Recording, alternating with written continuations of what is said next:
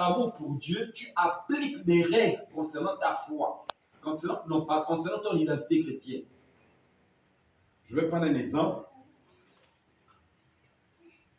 Il y a un code d'éthique alimentaire dans la Bible. Il y a des chrétiens qui, eux, quand je parle de code d'éthique alimentaire, je veux dire les règles morales sur l'alimentation. Il y a des chrétiens qui disent qu'à cause de Christ, on ne pratique plus. Hein? Parce qu'en Christ, on ne pratique plus. Mais je vais prendre une règle simple. Et je me rappelle une fois, j'ai blagué avec les pasteurs en disant, nous mangeons la nourriture de Dieu. Je ne sais pas si les gens ici mangent encore le coupé, mais pour qui avons été jeunes, on a beaucoup mangé la viande, rien là qu'on appelle le coupé. Et souvent, quand on nous offre le coupé, on n'est pas dit la viande coupée en morceaux. On avait toujours dit, mets la graisse. Mets la graisse. Non, beaucoup de graisse, c'est qu'on ne peut pas dire la magie. Mais quand on voit dans les codes alimentaires, on disait, la graisse était pour Dieu, il fallait rester au feu. Maintenant, dans notre code naturel, on fait quoi? Quand tu as beaucoup de graisse dans le corps, ça crée quoi? Des maladies. Et donc, on n'a pas besoin de miracle, on a juste besoin de la loi divine qui est due, qui te préserve de quelque chose. Maintenant, quand je parle de miracle, c'est peut-être quand maintenant la maladie est installée. Si ton salut dépend du fait que tu dois arrêter de manger la graisse ou d'excéder dans les sucres, applique, tu seras sauvé. Maintenant, si cela dépend par contre d'invoquer au point d'enclencher un miracle, il faut le faire.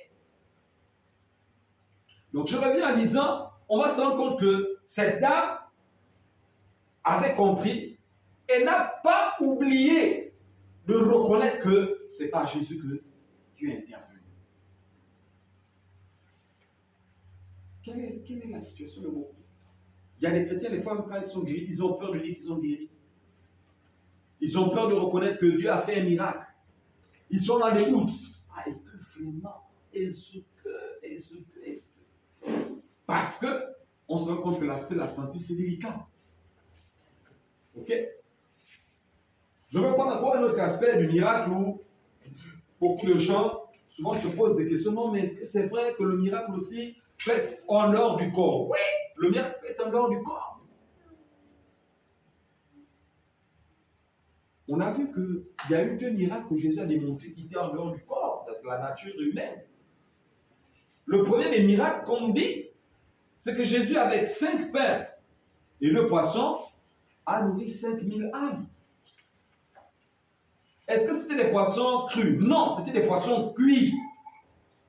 On dit le fait qu'il a rompu le pain, il a rendu grâce, donc il a remercié Dieu pour cette nourriture. Les morceaux de pain se sont multipliés. Mais souvent, quand on enseigne dans l'église, on s'arrête au miracle du corps. Hein? Tu seras guéri. Hein? Tu seras délivré. Mais jamais sur la sphère du besoin. Il y avait besoin de 5000 ans à mourir. Il fallait un miracle. Et donc, si j'ai envie de nous encourager dans le fait de rechercher, il faut, comme je le disais hier, rechercher non seulement ardemment, mais avec précision. Hein? Syrophénicienne, la précision, c'était que sa fille soit guérie. La femme à peine de 12 ans, c'était que cette maladie-là s'arrête. Et que nous dit le texte? Quand Jésus s'est rendu compte de ça, il dit, quelqu'un m'a touché. Les disciples disent, mais tout le monde te touche. Et c'est là où je peux dire, certains parlent du